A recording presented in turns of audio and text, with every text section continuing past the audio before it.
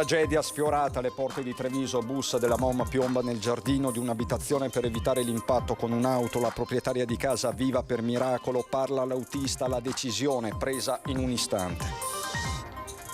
A meno di 20 ore dal bus piombato nel giardino della Noalese, un'altra spaventosa carambola, auto finisce capottata, il conducente estratto dalle lamiere ma non è grave, i cittadini denunciano, si corre troppo, raid sulle auto in centro a Preganzioli, i cittadini sono esasperati, chi ha subito danni denunci, dicono in un caso i ladri hanno portato via solo un pacchetto di caramelle. Chiusura anticipata per un locale di via Roma contro il degrado. Siamo tornati in via Zensona a Treviso per vedere se il medesimo provvedimento preso nei mesi scorsi ha effettivamente sortito effetto. Bidoncini dell'umido crivellati dalla grandine dei giorni scorsi in sinistra Piave, l'azienda di raccolta dei rifiuti Savno ne sostituisce ben 1500. La campagna di comunicazione del Prosecco, il Link e del cammino delle colline del Prosecco nel mirino di 160 produttori della DOCG che chiedono venga tutelato il loro nome. Oro, argento e bronzo ai mondiali di ciclismo con Bici Pinarello, soddisfatto il presidente dell'azienda trevigiana che punta alle Olimpiadi di Parigi 2024 e invoca la costruzione del velodromo di Spresiano. Bentrovati, buonasera telespettatrici, telespettatori di Antenna 3. La cronaca in primo piano per questa edizione trevigiana dei nostri telegiornali. Ritorniamo alla serata concitata di ieri sulla Noalese. Siamo sul territorio di Quinto di Treviso, dove un bus della MOM per evitare l'impatto con un'auto è piombato nel giardino di un'abitazione privata. Una tragedia sfiorata. Parlano i diretti protagonisti, l'autista della MOM e la proprietaria di casa. L'unica cosa è sterzare dove vedi libero, purtroppo non c'era niente di libero. Ha toccato la macchina, sbattuta e mi ha mandato fuori controllo il mezzo. E tutto il resto, sì, mi sono trovato dentro il giardino della casa a fianco. Quello è successo. Nessuna alternativa se non quella di mantenere i nervi saldi. Alfredo Marazzato, autista MOM di lunga esperienza, è già al lavoro a meno di 24 ore dalla sfiorata tragedia sulla Noalese, quando il bus di linea che stava guidando in direzione Quinto è finito nel giardino di questa abitazione nel tentativo di evitare l'impatto con l'auto condotta da un 82enne del posto che pare stesse svoltando a sinistra verso via Tintoretto. Sono stati attimi cruciali. Io quello che potevo fare ho fatto. Purtroppo non è che hai il momento di pensare, non c'è niente di tempo, là devi reagire e far quello che tenti di far di meglio, ma non ci pensi. Per mandar via la brutta cosa che è successa ho ritenuto che è meglio che vado al lavoro piuttosto che pensare a cosa poteva succedermi o cosa. Bisogna ricominciare. A fare la differenza, la buona sorte, per qualcuno il caso, resta il fatto che su questo marciapiede alle 8 di sera non stesse transitando nessuno. Solo pochi istanti prima il bus avrebbe travolto la signora Loretta. Io ero in strada che avevo appena finito di spazzare la strada, mi sono appena entrata con il mio sacco di foglie che avevo raccolto e ho aperto la finestra della cucina e mi sono vista arrivare una corriera in giardino, mi sono vista la corriera in giardino e poi sono uscita, no, non volevo neanche uscire perché avevo paura. In giardino scendono l'autista, le 4 ragazze passeggere a bordo, nessuno ha ferite gravi, mentre l'82enne viene portato al cafoncello con un trauma cranico. Il rumore è stato bruttissimo perché ho pensato che erano coinvolti tanti mezzi in quel momento.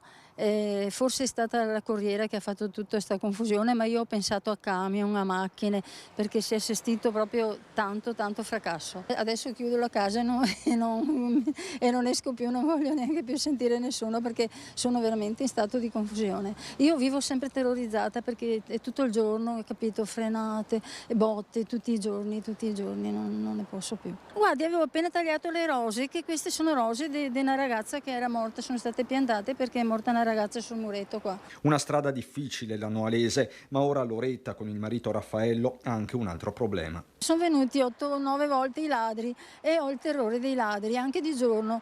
E allora volevo almeno cercare di mettere una rete per recintare momentaneamente perché ho paura a stare così. Questo è il racconto dei protagonisti di questa tragedia sfiorata con le immagini di Simone Merlo. Ebbene, a meno di 20 ore c'è stato un altro incidente sempre sulla Noalese. Un'auto si è capottata nel pomeriggio e i cittadini sono davvero esasperati. Bisogna che il muratore sistemi le opere murarie, poi io rifarò il parapetto, guarniera, a recinzione, diciamo. Per fortuna che era tardi, non ha fatto solo danni materiali, non a persone. Il fabbro è già al lavoro nell'abitazione della signora Loretta. L'obiettivo è quello di riparare la ferita visibile sulla Noalese, dove i residenti da un lato tirano un sospiro di sollievo, dall'altro ricordano come questo tratto sia stato teatro di troppi incidenti. Non è la prima volta che succedono incidenti qua, ci sono stati morti. Questo tratto qua è un rettilineo che spinge. E a correre, denuncia Giancarla Martina, che in zona lavora da anni, ci sono anche i pullman, sia di linea che quelli dedicati al trasporto passeggeri da e per l'aeroporto. Corrono troppo veloci. Io lo prendo spesso, io ho paura in questo tratto di strada, perché è un rettilineo e corrono veloci. E poi dall'aeroporto in poi rallentano perché hanno fatto il carico dell'aeroporto, tutti i passeggeri, no? Tutti i biglietti, perché quello che si preoccupano di fare i biglietti all'aeroporto, mentre c'è il bus navetta che va dall'aeroporto alla stazione di treni, caricati vanno più lentamente, però questo tratto di strada è pericoloso perché io ho paura, non solo io ma anche mio marito. Ma per la parte di competenza arriva immediata la risposta di MOM. A me non risulta, è la prima volta che sento una cosa del genere. Ricordo che non ci sono solo gli autobus della MOM in via Noalese, perché ci sono anche i transfer dell'aeroporto e su questi io non ho conoscenza perché non sono autobus nostri. Intanto la cronaca registra sempre sulla Noalese un'altra tragedia sfiorata con un'auto capottata, un ferito fortunatamente non grave in ospedale, traffico nuovamente in tilt, l'incidente alle 4 del pomeriggio, 2 mezzi coinvolti con i pompieri che hanno estratto dalle lamiere il conducente della macchina rovesciata. Sul posto per i rilievi la polizia locale, la situazione è gradualmente rientrata nella normalità. Da Quinto di Treviso a Preganziol per un raid vandalico ladresco su tante auto nella notte tra domenica e lunedì. Cittadini arrabbiati che lanciano un appello, chi sa e chi ha subito danni denunci. Sono uscito come ogni mattina alle 6:15 col mio cane, ho trovato Marco sul balcone che mi fa buongiorno, buongiorno no, guarda la macchina aperta, hanno sfondato il finestrino quello più piccolo, sono entrati con il braccio, hanno aperto la portella e hanno rubato una confezione di gomme vuota, un sacchetto di caramelle alla liquirizia, mi hanno rotto un paio di occhiali perché a quanto pare non erano di loro gradimento, solo che ci saranno un 300-400 euro di lavori da fare sulla macchina così, che in un momento come il nostro adesso insomma mi stavano meglio in tasca. È un risveglio toccato a tanti qui nel centro di Preganziol, dove ignoti hanno colpito nella notte tra domenica e lunedì. Il raid principale in via Gabbina, a ridosso del municipio, e a pochi passi dal terraglio. Ci siamo accorti che vicino al vetro della macchina c'era un buco e tutti i vetri a terra.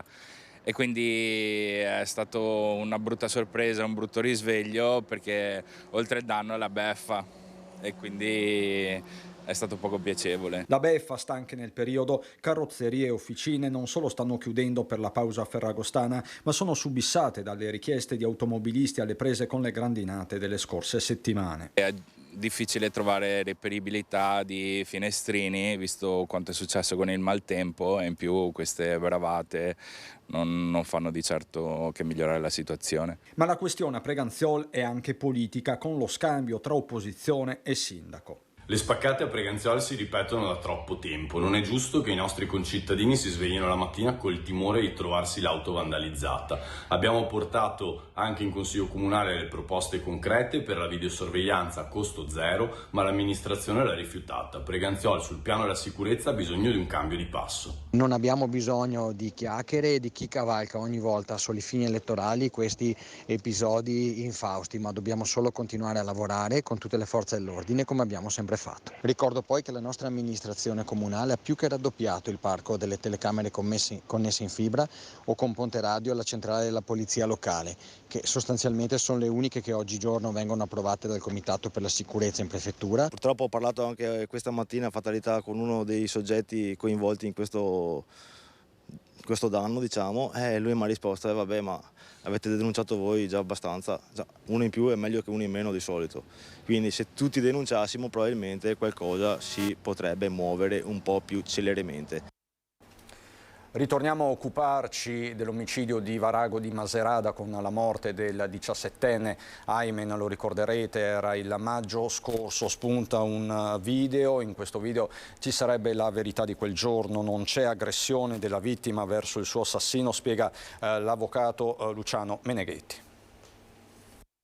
In pochi lunghissimi minuti si è consumata la tragedia. Elia Fiorindi ed Aymen Adda Benameur si sono incontrati vicino ad un giardino a Maserata per la cessione di un panetto di droga. Poi la situazione è degenerata. La certezza è che Elia ha estratto un coltello ed ha colpito il 17enne. Dopo quasi 3 mesi dal delitto è spuntato un video shock che riprende i 2 ragazzi discutere. Su queste immagini le versioni dei 2 legali divergono. L'avvocato della famiglia della vittima, Luciano Meneghetti, non crede all'aggressione di Aymen verso Elia, sostenuta invece dalla difesa del 18enne in carcere per omicidio. La consulenza della procura nel video che esiste agli atti, su cui è stata fatta l'analisi forense, non dà atto di una presa al collo nei confronti dell'assassino e soprattutto non dà atto e non riscontra un coltello impugnato dalla vittima. E quindi dà atto soltanto di un coltello impugnato dall'assassino che lo estrae in modo repentino dalla tasca e nell'arco di 3 secondi, dà atto il consulente, sferra 4 colpi. Insomma, non ci sarebbe, secondo il legale, nessun secondo coltello impugnato dalla vittima. Non lo escludo io, lo esclude la consulenza della procura, perché se la consulenza della procura non rileva un coltello impugnato dalla vittima, tutta la versione dell'assassino reo confesso non ha rilievo ai fini di avvalorare una legittima difesa. Il legale ha parlato nei giorni scorsi con la famiglia dei Aymen, famiglia distrutta dal dolore.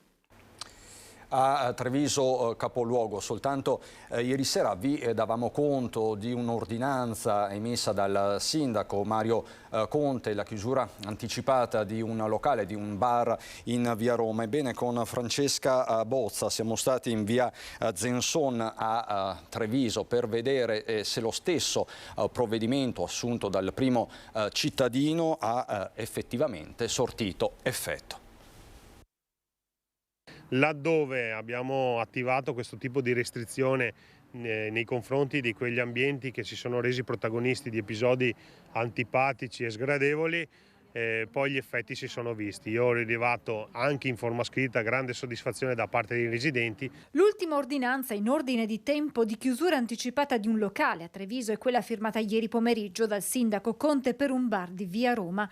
Provvedimenti simili erano già stati adottati anche a San Liberale e in via Zenson con buoni risultati, sottolinea il primo cittadino che intende continuare su questa strada. Noi continuiamo in questa direzione con l'obiettivo di educare anche i titolari delle attività commerciali a un maggiore rispetto nei confronti della comunità, nei confronti delle attività limitrofe. In via Zenson, teatro lo scorso marzo di una tentata rapina ad un internet point, l'ordinanza era arrivata dopo diverse segnalazioni da parte dei residenti che oggi a mesi di distanza riconoscono una situazione più tranquilla, almeno dal punto di vista dell'ordine pubblico, anche se restano delle problematiche che gli stessi cittadini ritengono di difficile soluzione. Migliorata un po'. All'inizio soprattutto, ora come vede non è migliorata affatto perché macchine in sosta dappertutto eccetera eccetera.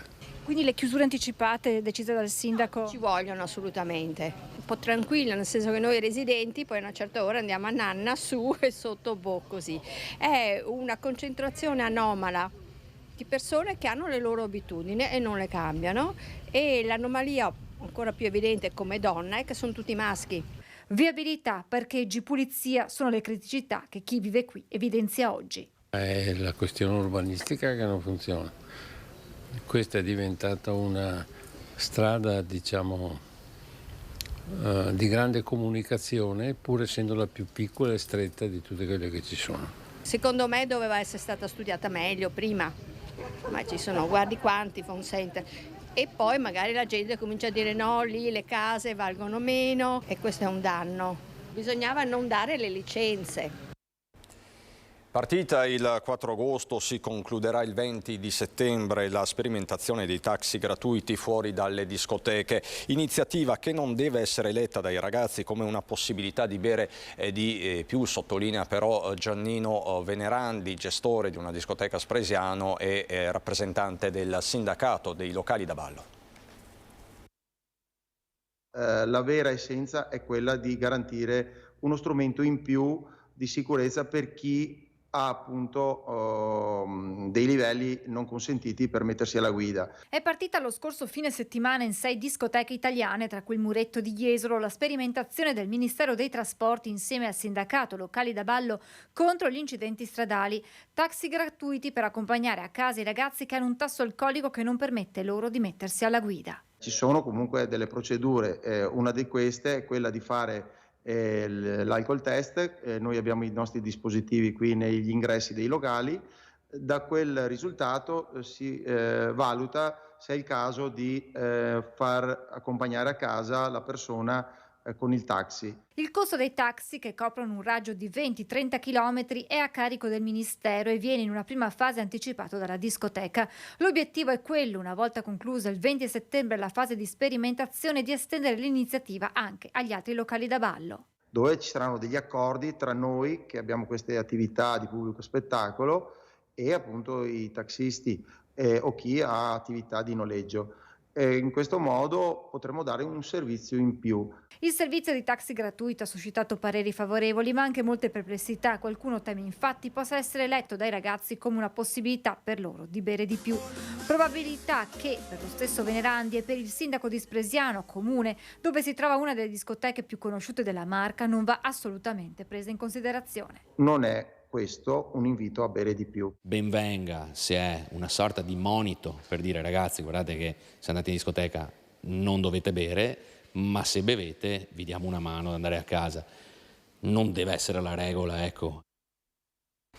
E continua il viaggio della nostra Edi Caliman nei territori colpiti dal maltempo, dei forti temporali anche dei giorni scorsi. Questa volta c'è Salto, dove l'ultimo colpo di coda del maltempo ha provocato allagamenti e stradicato alberi secolari. Ancora in corso nelle aziende agricole la conta dei danni. Domenica abbiamo avuto questa pioggia estemporanea di grandissime dimensioni. In alcuni punti del paese abbiamo registrato 40 mm di pioggia, che sono circa il 4-5% della pioggia che abbiamo in un anno in pochi minuti, quindi è normale che questo ha creato uno stress in tutto il sistema di accumulo dell'acqua che arrivava. Acqua accompagnata da forte vento che ha divelto alberi. Ad essere maggiormente colpita è stata la zona di Sant'Anastasio. Al laghetto Valeri sono ancora visibili i danni provocati dal forte vento che ha sradicato le radici di piante secolari. La capacità del terreno naturale di trattenere l'acqua era già fortemente stressata dalle piogge delle settimane precedenti e quindi questo ha creato l'incapacità di trattenere l'acqua. Ci sono delle zone industriali che sono state allagate, ma sono stati dei allagamenti temporanei dovuti proprio all'eccezionale pioggia a cui comunque dovremo far fronte. Eventi atmosferici estremi che si susseguono da settimane che rendono difficile una stima dei danni definitiva. È difficile fare un bilancio perché è un luglio che è continuato fino in agosto, quindi abbiamo avuto dei danni già dalla prima quindicina di luglio. È ancora in corso infatti la conta dei danni nelle aziende agricole del territorio dopo le forti grandinate di luglio, una tra le più colpite, un'attività di via Calstorta. Questo risultato oggi, con 6 persone quasi fisse tutti i giorni che hanno lavorato per salvare il salvabile, ma comunque sostituire i pali che adesso sono già stati sostituiti, adesso bisogna tirare sulle piante che si sono salvate, i ciliegi li abbiamo già tirati in piedi e speriamo che si salvino la maggior parte di pianti possibili. Meli e ciliegi abbattuti, radici strappate dal vento nel giro di pochi minuti. Un raccolto che doveva venire intorno ai primi di settembre e che ora sarà quasi dimezzato. 50.000 euro le perdite stimate.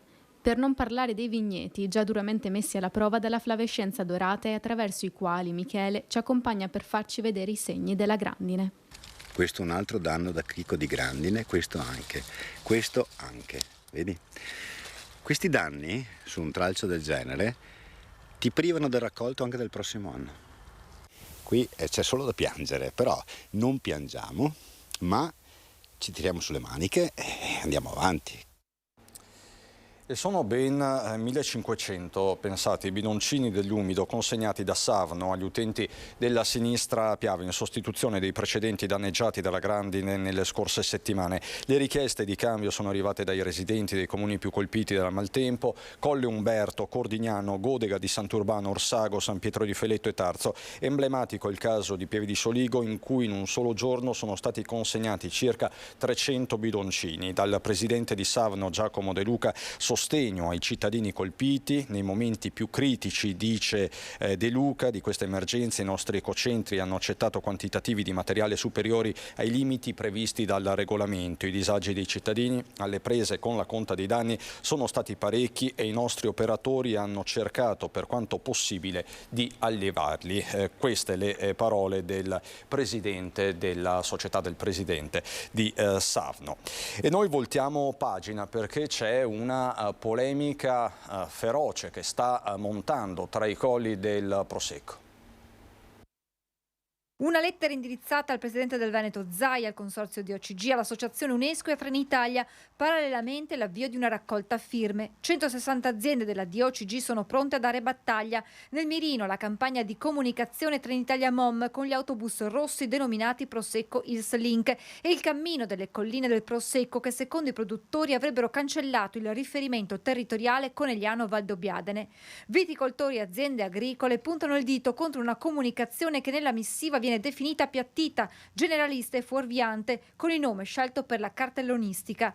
Il messaggio che passa attraverso le corriere e i cartelli del cammino, si legge ancora nella lettera dei 160 produttori, è da ritenersi legittimo perché, giocando sull'equivoco, fa percepire al turista in visita di trovarsi nella denominazione Prosecco DOC. Le colline del Prosecco, così come viene identificata la DOCG, brandizzato e diffuso ormai su larga scala, è un nome totalmente illegale che, confondendo il consumatore, danneggia il lavoro di tante aziende che hanno investito le risorse di intere generazioni per distinguere il loro vino sul mercato nazionale e internazionale. Le aziende ricordano poi la lettera inviata nel giugno di un anno fa da una cinquantina di cantine della denominazione in cui si chiedeva una revisione urgente e indifferibile della strategia di marketing, sollecitando di spostare il focus sulle differenze che sostengono il valore aggiunto del nostro territorio e dei nostri vini. La situazione non è più accettabile, affermano con forza le 160 aziende della DOCG operante nella Conegliano Valdobbiadene, e pretendiamo che il nome scritto nelle corriere venga cambiato in Conegliano Valdobbiadene Prosecco Hills e il nome del cammino in Il cammino delle colline del Conegliano Valdobbiadene Prosecco, unico nome che possa veramente trasmettere al turista in arrivo una comunicazione corretta e quindi non ingannevole. Il consorzio di tutela Conegliano Valdobbiadene Prosecco tuteli il nostro nome, concludono i produttori, che aggiungono: siamo pronti a chiedere i danni e a intraprendere vie legali. Una vicenda che indirettamente coinvolge anche Mom, con il suo presidente Colladon che chiarisce.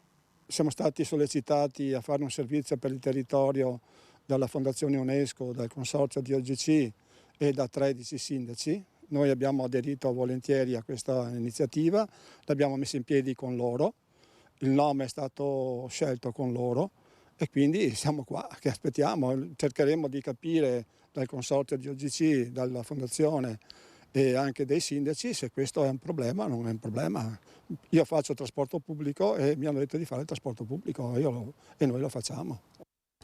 Ritorniamo alla cronaca. Poco prima di mezzogiorno il soccorso alpino della Pedemontana del Grappa è stato attivato per recuperare un cane Akita americano finito bloccato in un canale dopo essere scappato all'improvviso al controllo della padrona, probabilmente seguendo le tracce di animali selvatici. Muna, una cagnona di 40 kg, stava passeggiando con la sua proprietaria, una 25enne di Loria, e il padre lungo il sentiero 151 in Valle di San Liberale quando è scesa qualche metro nel canale. male. L'uomo aveva tentato di riprenderla con una corda, ma Muna era scesa di altri 10 metri.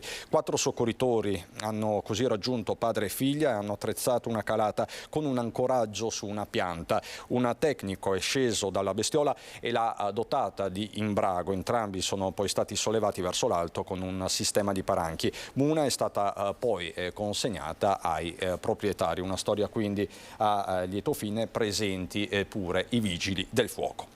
I temi della sanità, un caso di dengue e uno di legionella a Treviso. Il sindaco, stiamo monitorando la situazione con l'azienda sanitaria, ma facciamo il punto. È stato fatto quello che era necessario, spiega il sindaco Mario Conte dopo la scoperta di un caso di dengue e di uno di legionella a Treviso. Un'emergenza sanitaria sotto controllo, le zone interessate sono tenute sotto osservazione. In realtà stiamo tenendo monitorata la situazione con l'azienda sanitaria. Devo dire che noi abbiamo fatto tutti i percorsi di prevenzione da un punto di vista della disinfestazione, quindi siamo assolutamente in regola con tutti i processi e al momento non c'è stata evidenziata alcuna necessità. Il virus della dengue trasmesso dalla zanzara tigre è stato riscontrato in un trevigiano che lo avrebbe contratto durante un viaggio in zone affette. L'amministrazione comunale ha già effettuato la disinfestazione straordinaria del quadrante di via Capitelle. L'ASL provvederà a una disinfestazione straordinaria nell'area del quadrante interessato, però invito la comunità a non avere particolari preoccupazioni e di rimanere in attesa eventualmente di comunicazioni da parte degli enti. Il modo più efficace di prevenire e di contrarre il virus è quello di utilizzare dei repellenti ed eliminare tutti i ristagni d'acqua in prossimità di zone abitate per ridurre le popolazioni delle zanzare. A questo si va ad aggiungere la legionella, batterio che se contratto può colpire il sistema respiratorio con forme acute di polmonite scoperto all'interno di un appartamento a Treviso. Tutti i condomini sono stati informati della presenza del batterio e sono stati invitati a non usare i rubinetti dell'acqua calda e a bere solo acqua in bottiglia. Per l'acqua calda il consiglio è quello di farla bollire prima. Il batterio della legionella muore infatti per shock termico alla temperatura di 70 gradi. L'amministratore si è già attivato per procedere alla disinfestazione dell'intero impianto del condominio. E ritorneremo a Treviso, ma subito dopo la pubblicità, fra poco.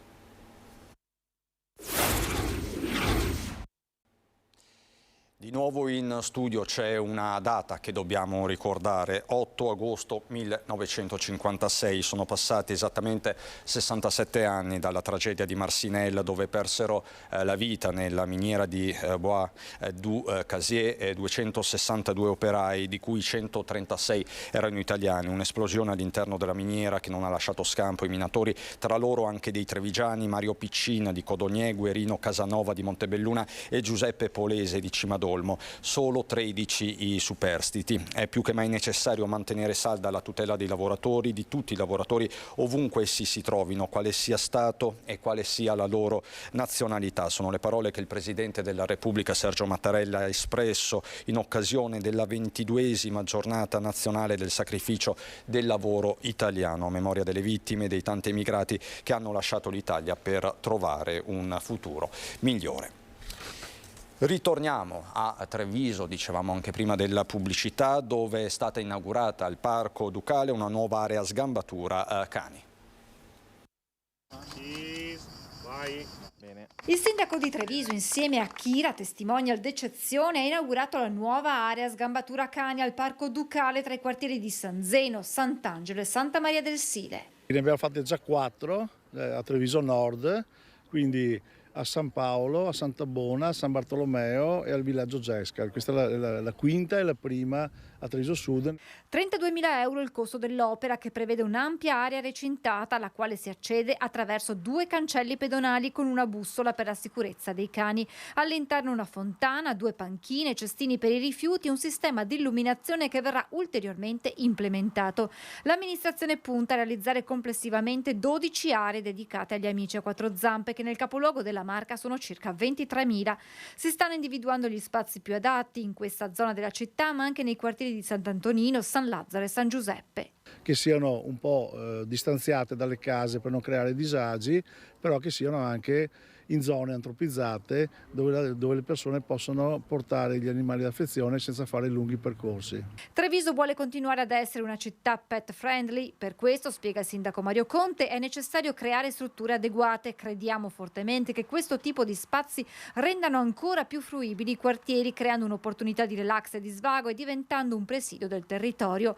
La volontà è quella di trovare il giusto equilibrio tra chi possiede un cane e chi no, educando gli stessi proprietari ad un corretto comportamento. Da qui il nuovo regolamento in arrivo a settembre. E lo riproporremo ai consiglieri perché deve passare chiaramente in maggioranza, però sono sicuro che sarà anche da questo punto di vista una svolta per la nostra città, in cui verranno puniti certi comportamenti di persone che maltrattano gli animali ancora di più di quello che abbiamo fatto adesso. Abbiamo portato la sanzione a 400 euro, quindi il massimo del maltrattamento, però ci saranno degli interessanti punti.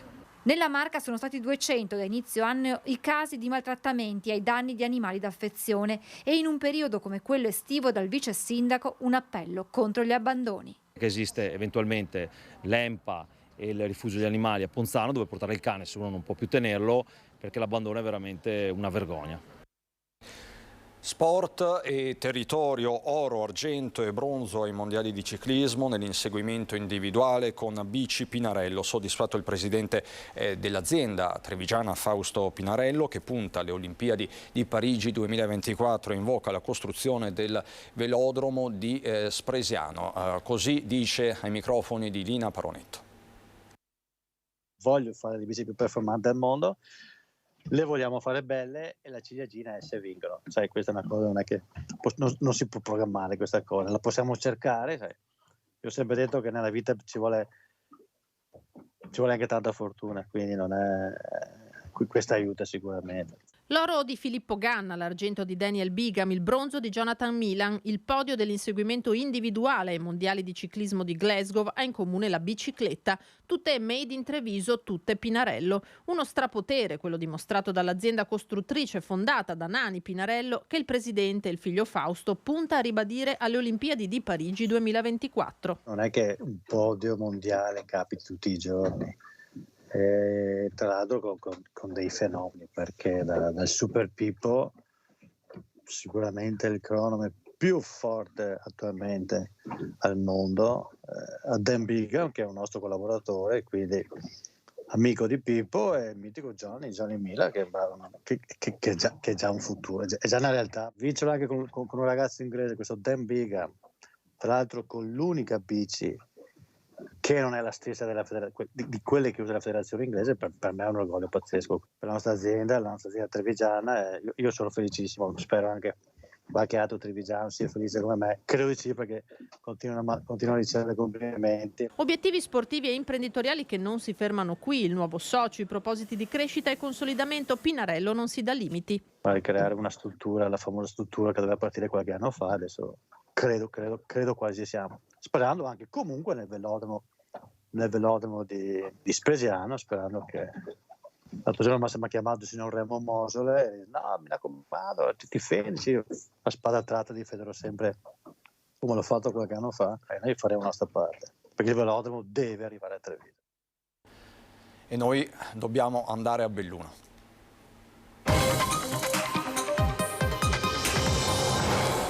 È un tristissimo primato tutto bellunese, quello della dispersione idrica, ma nei prossimi 2 anni la situazione potrebbe cambiare. Belluno prima in Italia per dispersione idrica? Entro il 2025 dovrebbe essere solo un ricordo. La società BIM GSP entra nell'operatività del progetto finanziato con fondi PNRR per il rifacimento strutturale della rete acquedottistica provinciale, comunicando l'aggiudicamento dei lavori per l'attività di rilievo, modellazione idraulica e distrettualizzazione dei 1600 km di rete idrica interessati dal progetto. In sostanza bisogna creare come obiettivo finale dei modelli idraulici, cioè dei distretti in cui riusciamo a suddividere il territorio in una griglia per consentire di misurare le portate, dove intervenire principalmente, dove quindi ci sono le perdite maggiori.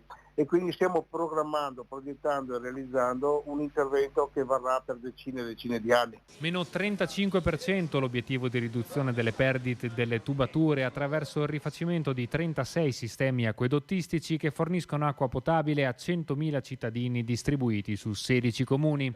I lavori, appaltati a 2 raggruppamenti temporanei di imprese sia italiane che europee per un valore complessivo di 5 milioni di euro, saranno divisi in 2 lotti a partire da quest'autunno e interesseranno le aree di maggiore interesse strategico per il rifacimento complessivo dell'impianto e che saranno modellate digitalmente per avere a disposizione un quadro sempre aggiornato dello stato della rete idrica e facilitarne così la manutenzione. E anche con minori costi. L'obiettivo è quello di abbandonare la vetta della classifica che abbiamo guadagnato in questi anni come città che ha una delle maggiori percentuali di perdita e raggiungere situazioni più giuste e più corrette per i cittadini bellunesi. Senza questo intervento ci sarebbero stati probabilmente nel futuro molti problemi.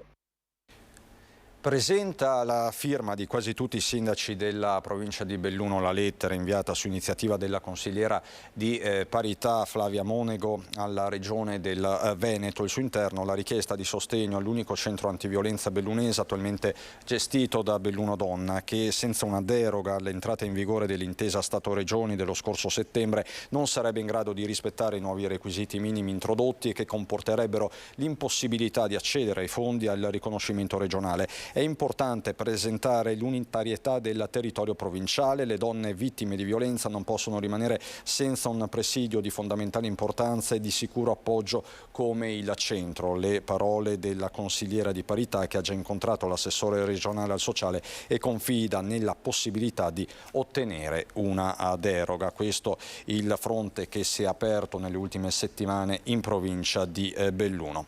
E sarà dedicato a una donna eccezionale del bellunese, Tina Merlin, il primo premio organizzato dalla Fondazione Nazionale Stampe Italiane, che è stato presentato oggi a Palazzo Piloni, come ci racconta Stefano Bozzi. Diritti sociali e tutela del lavoro, denuncia delle disuguaglianze e difesa ambientale sono alcuni dei temi alla base del neocostituito premio Dov'è Tina Merlin oggi, che verrà consegnato a 2 tra le croniste e i cronisti che nel corso del 2023 avranno raccontato in maniera originale e approfondita situazioni di disagio rispetto ai temi fondanti del premio. Questo riconoscimento nell'ambito del giornalismo d'inchiesta targato FNSI, ed è una prima assoluta, è dedicato alla storica giornalista nata a Trichiana, nota per gli eventi legati alla vicenda del Vajont e che ha perseguito senza esitazione la propria indagine in onore del vero e del giusto, una figura in cui si riflettono i valori più puri della professione giornalistica e che sono diretta manifestazione dei diritti sanciti dall'articolo 21 della Costituzione. Ci siamo ispirati alla figura di Tina Merlin per quello che ha fatto e perché riteniamo che sia assolutamente centrale e attuale nelle nostre vicende odierne. Un premio che non vuole essere solo un riconoscimento, ma un'occasione di dibattito e confronto sul tema dell'inchiesta come roccaforte dei valori di una professione sempre più solcata dal precariato e trattamenti economici sconvenienti. Il più grande bavaglio che conosce oggi la stampa italiana è quello del lavoro precario. Il lavoro precario è l'antitesi del giornalismo, non perché noi si debba avere il posto fisso, ma perché non avere la preoccupazione economica di arrivare a fine mese rende molto più liberi. Dopodiché c'è un altro fattore molto attuale.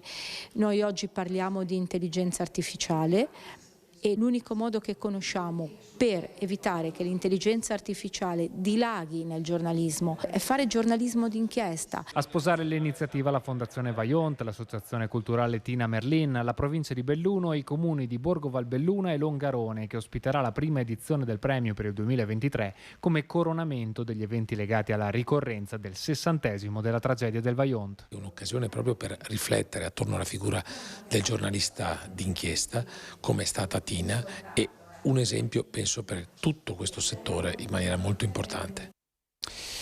Allora, non ho aggiornamenti da darvi né dal bellunese né dal trevigiano. Vi lascio alle previsioni del tempo. Grazie davvero per l'attenzione, buona serata.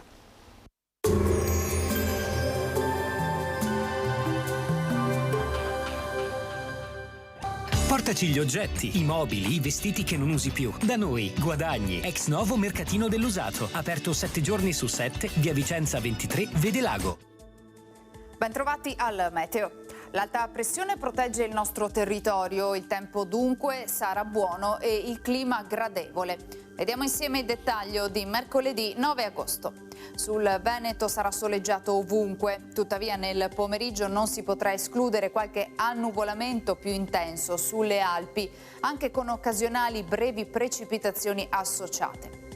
Temperature in graduale aumento, minime tra 13 e 20 gradi, massime sui 24-29 gradi all'incirca. Ci spostiamo ora sul Friuli Venezia Giulia, anche in questo caso poche novità, tanto sole, su tutti i settori il cielo sarà sereno o velato. Nelle ore pomeridiane avremo degli addensamenti in montagna accompagnati da qualche possibile rovescio. Temperature minime tra 15 e 18 gradi, massime sui 25-27 gradi.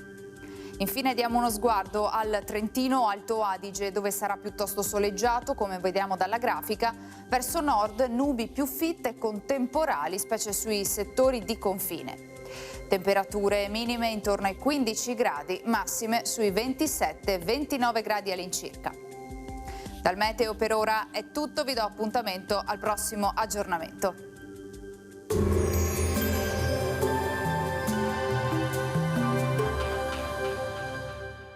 Portaci gli oggetti, i mobili, i vestiti che non usi più. Da noi, guadagni. Ex novo mercatino dell'usato. Aperto 7 giorni su 7, via Vicenza 23, Vede Lago.